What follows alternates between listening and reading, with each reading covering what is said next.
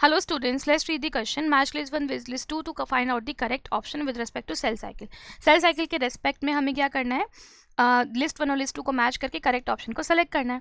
Okay, तो अगर बात करें किसकी, सबसे पहले अगर सेल साइकिल की बात करें तो सेल साइकिल में दो फेजेस होती हैं. एक होती है इंटरफेज और दूसरी कौन सी होती है, एम फेज.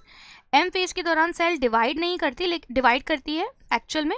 इंटरफेज के दौरान सेल क्या करती है, डज नॉट डिवाइड, डिवाइड नहीं करती, सिर्फ डिवाइड करने की तैयारी करती है. और इसकी 3 फेजेस होती हैं, G1, S and G2.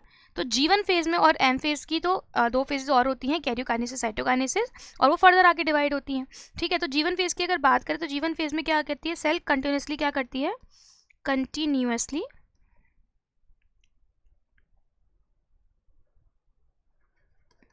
Grow करती है. ओके, और मेटाबॉलिकली काफ़ी एक्टिव होती है. ठीक है, तो G1 का क्या हो गया हमारा, फर्स्ट का हो गया हमारा C. ओके, अब बात करते हैं एस फेज की. तो हम जानते हैं कि एस फेज में क्या होता है, रेप्लिकेशन होता है, DNA रेप्लिकेशन होता है. लेकिन उसके अलावा अगर एनिमल सेल की बात की जाए तो एनिमल सेल में एक चीज़ और होती है, सेंट्रियोल जो होते हैं, जो स्पिंडल फाइबर जिनसे निकलते हैं, जिससे फॉर्म होते हैं, सेंट्रियोल का डुप्लीकेशन होता है. तो एस फेज का क्या हो गया, रेप्लिकेशन होता है एस फेज में, और सेंट्रियो एनिमल सेल है तो सेंट्रियोल डुप्लीकेशन होगा. तो हमारा सेकंड का हो गया ए.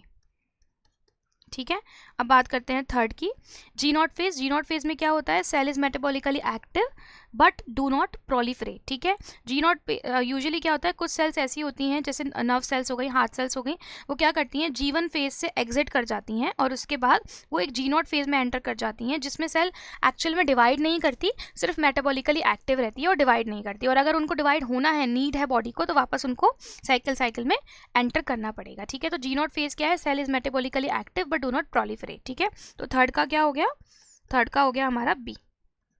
ठीक है, और अगर फोर्थ की बात करें, फोर्थ में क्या होगा, एम फेज. एम फेज में क्या होगा, सबसे ज़्यादा ड्रामेटिकल पीरियड है.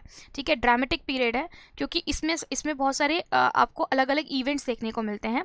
और ये बहुत ही ज़्यादा कैसी होती है, शॉर्ट लिव तो होती है कंपेयर टू इंटरफेज, लेकिन सबसे ज़्यादा ड्रामेटिक पीरियड यही होता है. ठीक है, क्योंकि उसमें बहुत सारे इवेंट्स होते हैं जो सेल साइकिल, जिसमें जैसे कंडेंसेशन होता है और इसमें जो क्रोमोसोम्स हैं वो सेपरेट होते हैं, अलग अलग पोल्स पे जाते हैं. तो इस तरीके से बहुत सारी चीज़ें इसके अंदर होती हैं. तो फोर्थ का हमारा हो गया डी.